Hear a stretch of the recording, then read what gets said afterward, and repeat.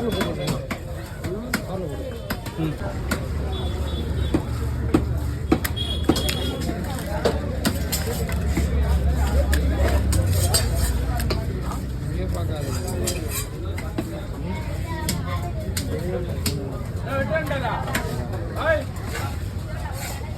பையன் இது ஃபுல்லாக நம்ம வீட்டில் தான் இருந்துச்சு சுமார் நைட்டு 10 மணி வரைக்கும் அங்கே தான் இருந்தான். 10 அதிகமாகவே இருக்கும். ஏன்னா இங்கே இவ்வளோ டைம் எடுக்கிறேன் நான்.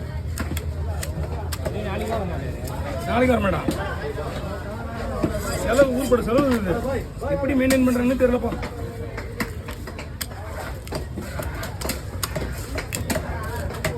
நாளைக்கு வீட்டில் இருந்து 1000 ரூபா சொல்லுவாங்க. எப்படி மெயின்டைன் பண்ணுறான்? வேலைக்கே வரதுக்குன்னா